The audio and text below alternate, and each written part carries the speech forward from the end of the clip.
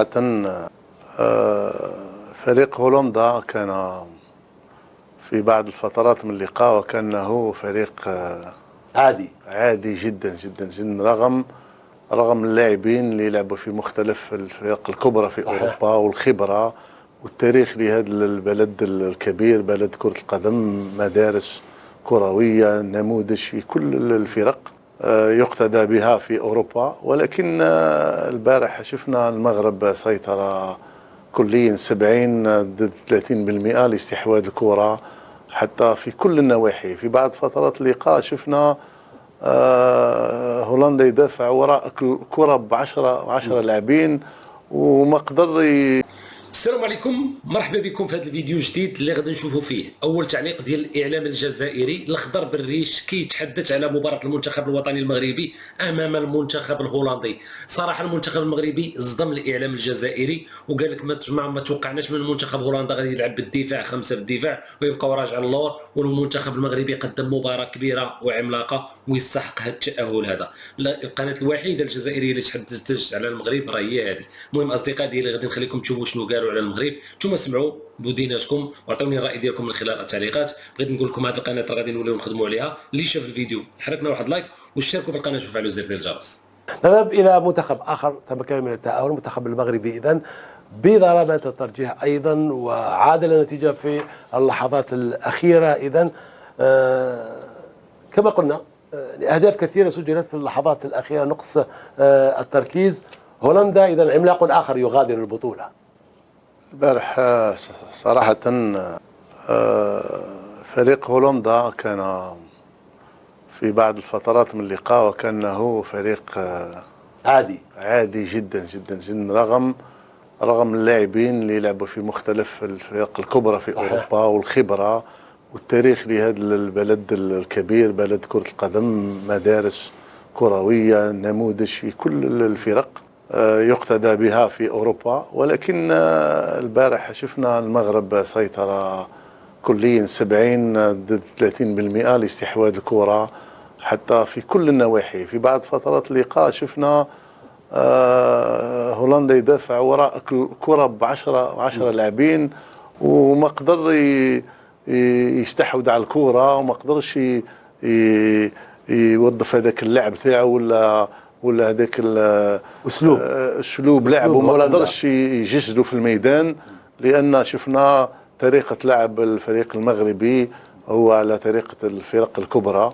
انا نظن باللي عندهم لاعبين مميزين، مجموعه وخاصه اللي زادهم ثقه هو الكاس العالم في قطر اللي عطاتهم شويه جناحين باش يقدروا كما يقول لك يحلقوا ويوظفوا اللعب تاعهم وبكل ثقه بكل توازن في الخطوط الثلاث والحارس مرمى. كنت سأترك الحارس صحيح للحارس رغم ان في ركلات ترجيح ضيعوا، ولكن الحظ نوعا ما كان معاهم، وهذا ما كنا نتمناه الفريق العربي. تحتاج إذا إلى حارس إذا تريد أن تذهب بعيدا، تبدأ بالحارس. طبعا الحارس في بارتي دون ايكيب، في بارتي دان جروب. قبل ما نتكلم لك على الحارس تكلمنا الفريق الهولندي ماشي في علاش الفريق الهولندي ما كانش، لانه حتى الفريق الالماني، لانه الفريق المقابل هو كان درس صعب المهمه على هذيك. احنا نتكلموا لا ضعيف، لا ماشي ضعيف، لانه الخطه تاعو ما خلاتش ولا ما خلاوش ليكيب ادفيرس، ما خلاتوش انه يطبق. جابوا له خطه مضاده. الفريق مثلا الباراغواي نتاع الباراغواي خطه محكمه، وماشي اول مره. طريقه الباراغواي دائما يلعب بنفس الطريقه هذه. هولندا تقصد؟ لا الباراغواي يعني اوكي. باراغواي قلت يلعب بنفس الخطه دائما الوراء. اما الفريق الهولندي هو نتكلم على لي زاتاكون تاعو، الميليو تاعو هذا، لما تصيب انت كتله والكتله هذيك تلعب على المرتدات لي كونتر اتاك، لي كونتر اتاك راح تصيب مشاكل. هذا الشيء اللي سبناه امس بهولندا ولا الفريق المغربي. دونك الفريق نرجع لبونو ماشي من هذه المباراه هذه. انا اذكر كان صغير وكان يتدرب تحت ابره الحارس كورتوا في اتلتيكو دو مدريد، تصور يعني. بعدين انتقل الى كم فريق الى وجد نفسه في اشبيليا. دونك من اشبيليا انطلق. سي اون غروند ايكول. نعم. ايه خرج من ايكول من سونتر دو فورماسيون، سي ان غرون غارديان. حتى في كاس العالم في القطر كان من ابرز الحراس اللي في المونديال تاع توج مع الهلال السعودي ايضا في الدوري السعودي. نعم. كابتن يعني هولندا كنا نتوقع انه هولندا كرة شاملة، سيستحوذون على الكرة، في نجوم يلعبون في أندية كبيرة، في مقدمتهم ليفربول لكن في بعض الأحيان عندما يكون نجوم كثر يعني لا يخدموا الفريق كثيرا. صحيح، فريق هولندا يعني كان يتوقع أنه ستكون مباراة يعني سهلة ضد المغرب، لأن المغرب أظهر إمكانيات كبيرة في هذه البطولة. فأكيد أن الشوط الأول كان نوعا ما اللعب مغلق نسبي، لأن كل فريق من الناحية الدفاعية يعني متمركز بشكل جيد، حتى لم نشاهد فرص كثيرة في هذه المباراة. فأعتقد أن الفريق المغربي رغم تقدم الفريق الهولندي في النتيجة عن كرة طويلة من الحارس بين المدافعين المغربيين، لم يكن هناك تفاهم وتركيز، واستغله غاكبو وسجل الهدف. إلا أن الفريق المغربي استمر في هذا اللعب وقام بتغييرات، وكذلك دخول اللاعب الطالبي الذي قام بعمل جيد على الجناح ورفع، ولا واحد كان يتوقع أن ديوب يكون موجود هناك، المدافع ديوب الذي تمكن من تعديل النتيجة. وإحنا نعرف آخر المباراة التي تمت عن طريق ضربة الجزاء، وكذلك في ضربة الجزاء أحيانا تكون في هذه ضربة الحظ، أحيانا تكون معك أحيانا ما تكون معك. فابتسمت للفريق المغربي واستحق هذه النجاح. بعد ضربة الترجيح لألمانيا ولهولندا قال بأن ضربات الترجيح فيها كثير من الحظ. أكيد أنه ضربات الترجيح فيها حظ، لكن فيها كذلك الكيفية، في لاعبين مختصين وفي حراس.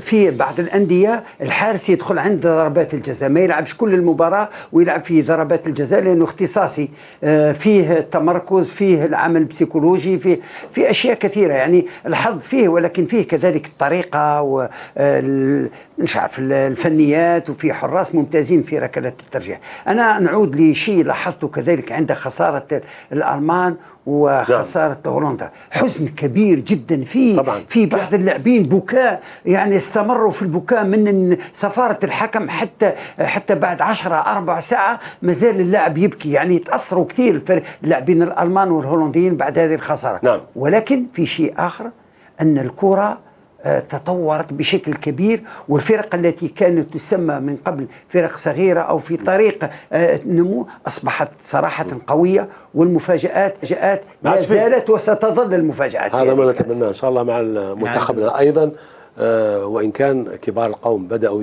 يغادرون أيضا فرادى، وربما أيضا جماعات بعد ذلك، من يدري. شيء جميل أيضا في هذه البطولة، تريد أن تضيف شيء كابتن؟ أنت تفضل. حبيت نتكلم خاصة على هدف تعديل للمغرب. شفنا طريقة التوزيعة وتقنية التوزيعة، وحتى سرعة الكرة كيفاش وصلت اللاعب ديوب ليسجل هدف تعديل، وكان ثم فترات ينتظرون الحكم باش يبدا في الوقت بدل الضايع 91. شفنا حتى كان فون دايك ما عطلوش حتى الوقت لكي يقفز ويقدر ياخذ الكره. شفنا التقنيه كيفاش الكره وصلت بسرعه. فون دايك كابتن، انت كنت مدافع ووسط المدافعين، اكذوبه يا اخي، ولا مرة شفته اقتحم لاعب أو التحم مع لاعب أو برأسه أو شيء، يلعب كرة عرضية كرة يعني شيء غريب. والله هذا اللاعب يلعب في ليفربول. كان انا صراحه تكلمت عليه قبل، تكلمت على فون دايك. عندنا نفس الافكار انا وياك يعني. انا بالنسبه لي كان في فريق عادي، واحد ما يقدر يشوفه هذا اللاعب ويبان الضعف تاعو. نعم. لانه لاعب عنده بنيه جسمانيه، عنده حضور بدني، ولكن من ناحيه تقنيه عمري ما شفته قدم حاجه. ولا شيء. يحكم الكره لانه فقط من سورينام. يحكم الكره لانه من سورينام كابتن. لانه من سورينام. لا ما نتكلمش، كاينين سورينام اللي كاين ريكار، كاين وينتر، يحسب للجزيره عده لاعبين اللي فنانين طبعا. ولكن في كي ينالوا كاس اوروبا كان من بين لي كونديدا باش ينال الكره الذهبيه. انا نظن لا بعيد، انا نظن عنده حظ لعب في فريق ليفربول ونال معه كؤوس، ولكن عمري ما شفت فون دايك ادى رغم البنيه الجسمانيه الكبيره الاهداف تاعو تعد كما نقول باصابع الايدي. اذا انت معايا في الفكره. لا عمره ما عجبني انا. كنا معك 100% فيها. انا عندي افراد عائلتي متحمسين مع ليفربول، ما عنديش اسبوع كنت نحكي معهم قالوا لي فان دايك احسن، قلت لهم والله غير لاعب عادي جدا، ما عندوش امكانيات كبيره. حبيت نتكلم عمره ولا كان مد كرة في العمق ولا كسر الخطوط، وهذه مش العمل. والتحامات ما فيش، يبقى واقف ويمشي الكرة هذا ما كاينين لاعبين مثل فون دايك اللي عندهم كؤوس وعندهم نالوا كما يقول لك بطولات ونالوا ولكن هذا رياضة جماعية، في بعض الأحيان ينجح لاعب ملوث، ولكن أنا بالنسبة لي طريقة اللعب في المحور بهذيك البنية ما سيتان جوار فاض كما نقولوا، ما يعجبنيش، ما عندوش تقنيات، ولكن ما باليش كيفاش ممكن دفع ثمن محترف ممكن المنتخب دفع ثمن. إذن ونحن نذهب إلى فاصل. اللقاء ديالي خوتي المغاربه الاوفياء، السؤال ديالي لكم وكنتمنى تجاوبوني من خلال التعليقات، شنو الراي ديالكم في الكلام ديال الاعلام الجزائري؟ غادي نستنى التعليقات ديالكم واحد. اما اللايكات بانوا لي مازال مهلوكا، ما فيها باس كل واحد فيكم شاف القناه ديالنا يبارك لنا على داك اللايك، شاركوا في القناه وفعلوا زر ديال الجرس، لان الجديد ديالنا دائما غادي تلقاو في هذه القناه. تهلاو لي في راسكم، السلام عليكم.